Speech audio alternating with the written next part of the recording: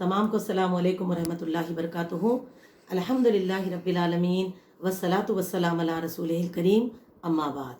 عزیز دینی بہنوں، عید الفطر کی نماز اور عید کے دن کا اہتمام ہم اس لاک ڈاؤن کے ساتھ کیسے کریں، انشاءاللہ اس ضمن میں ہم کچھ جاننے کی کوشش کریں گے کہ کیسے اپنے گھروں میں رہتے ہوئے ہم اس کا اہتمام کریں۔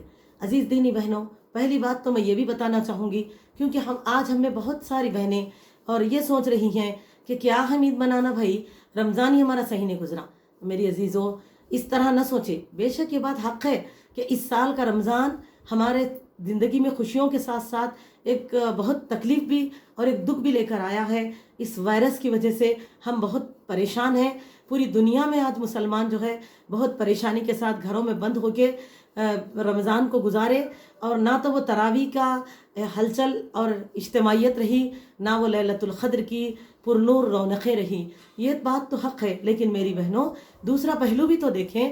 ایک طرح سے ہماری زندگی میں آج کئی سارے مسلمانان دین جو بہت ہی پریشان ہیں، جیسے کہ کوئی تو اس وائرس کا شکار ہو کر جو آج تکلیف محسوس کر رہے ہیں، اور جس کی وجہ سے گھر گھر بند کر دیے گئے ہیں، لیکن پھر بھی اللہ تعالیٰ نے ام میں سے 50 ایسے ہیں جس کو پرسکون تھوڑا رمضان گزارنے کا موقع دیا، عبادتوں کی توفیق بخشی، صحت و عافیت بخشی۔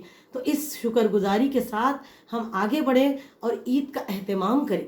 اور ایسا بھی ضروری نہیں ہے کہ گھر میں کے پرانے کپڑے پہنو، میں یہ ضرور کہوں گی اللہ ہمیں جو دے میسر ہے، کیونکہ ہم ضرور اس بات کا ضرور خیال رکھیں، کپڑے سے کوئی تعلق ہی نہیں ہے۔ وہ پرانا کپڑا پہنو، نیا کپڑا پہنو، اچھا لباس زیب تن کر لیجئے، کیونکہ عید کا دن ہے اور اللہ تعالیٰ کا ہم کو شکر ادا کرنا ہے کہ اللہ تعالیٰ نے ہم کو صحت، عبادتوں کے اہتمام کی توفیق کے ساتھ، اور اللہ تعالیٰ نے ہم کو رمضان گزارنے کا موقع دیا، عمر کی برکت عطا فرما کے۔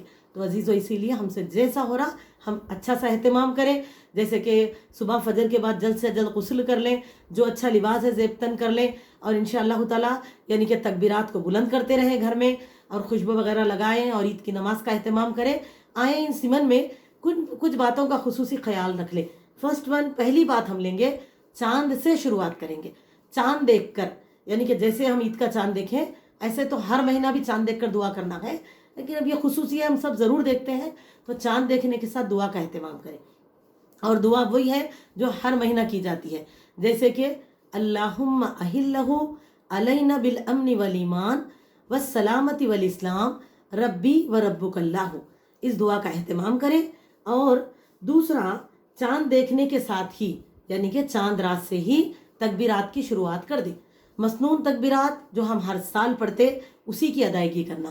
آئیے تو ایک بار یاد کر لیں دوبارہ، اللہ اکبر اللہ اکبر اللہ اکبر، لا الہ الا اللہ واللہ اکبر اللہ اکبر وللہ الحمد، اللہ اکبر کبیرا والحمد للہ کثیرا وسبحان اللہ بکرۃ واصیلا، اس طرح سے۔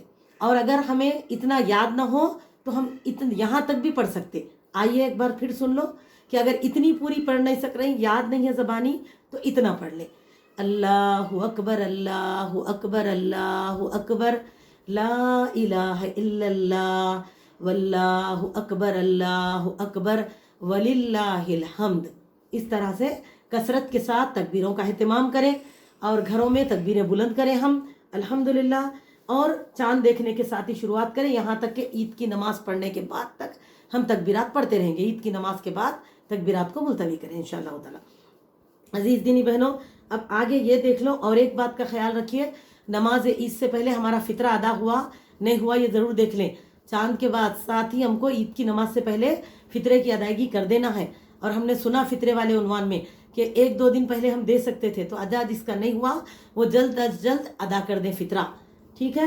نماز عید ہم پر واجب ہے، اسی لیے عید کی نماز کی ادائیگی ہم سب کو کرنا ہے انشاءاللہ تعالی، تمام کو، مرد و خواتین کو۔ تو آئیے دیکھیں گے نماز عید کا وقت کیا ہوگا۔ نماز عید کا وقت سورج نکلنے کے آدھے گھنٹے بعد سے شروع ہو جاتا ہے، یعنی کہ اشراق کی نماز سے عید کی نماز کا ٹائم ہمارا شروع ہو جاتا، چاشت تک رہتا ہے، لیکن ہم جتنا ہو سکے جلد از جلد ادا کر لیں، بلا کسی وجہ کے نماز وقت کو تاخیر نہ کریں، اور جلد پڑھ لیں گے ہمارے لیے بہت بہترین ہے، اولین وقتوں میں کوئی بھی نماز ہو، اور عید کی نماز میں بھی نماز کا وقت شروع ہو گیا، ہم جتنا ہو سکے جلد پڑھ لے سکتے ہیں انشاءاللہ تعالیٰ۔ اب آئیں دیکھیں گے کس بات کا خیال رکھیں، اور ہم کو اپنے گھروں میں 2 رکعت نماز عید ادا کرنا ہے نا؟ زیادہ کتنے تکبیریں؟ 12 تکبیرات کے ساتھ۔ اور میری عزیز دینی بہنوں، اس خلاصے کے لیے میں آپ سے اس بات کی گزارش کرنا چاہوں گی کہ مدرسے بیت السلام کے چینل پر جو عید الفطر کی نماز کا طریقہ جو پریکٹیکل اپنے کو ملتا، ایک مرتبہ اگر چاہیں تو آپ دیکھ سکتے ہیں۔ تو وہ 12 تکبیریں پہلی رکعت میں ہم کو کیسا کرنا، کب کرنا ہے، کتنی کرنا ہے، یعنی کہ 7 تکبیریں جو ہمیں کرنی ہوتی ہے۔ پھر دوسری رکعت میں 5 تکبیریں کب کرنا ہے، آپ کو مل جائے گا انشاءاللہ تعالیٰ۔ تو آپ دیکھتے ہوئے اللہ تعالیٰ چاہے تو اور بھی علماء کرام نے رہنمائی کی ہے، کسی کو بھی فالو کرتے ہوئے ہم لوگ عید کی نماز ادا کریں زیادہ 12 تکبیروں سے۔ لیکن اس بات کا ضرور خیال رکھ لیں کہ خطبہ عید نہ دیں۔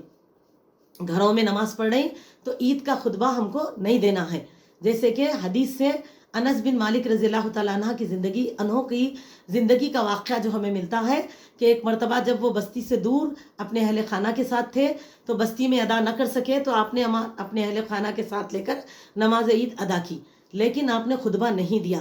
تو ہم کو اب سنت کو عمل میں لاتے ہوئے خطبہ ادا نہیں کرنا ہے، بلکہ صرف نماز پڑھنی ہے انشاءاللہ تعالیٰ، لیکن ویسے ہی پڑھنا جیسے عید کی نماز پڑھی جاتی ہے، چاہے ہم تنہا پڑھو یا گھر میں سب اکٹھے ہو کر پڑھو۔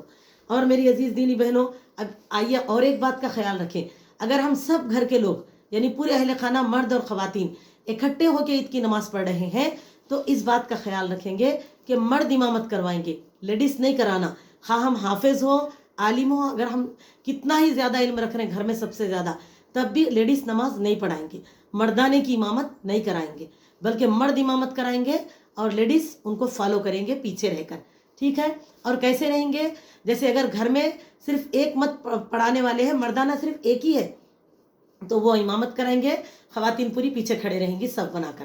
اور اگر مرد 2 ہوں تو پڑھانے جو ایک امام پڑھا رہے ہیں ان کے رائٹ سائڈ میں ٹھہر جانا چاہیے دوسرے کو، صرف 2 ہی مرد ہو تو۔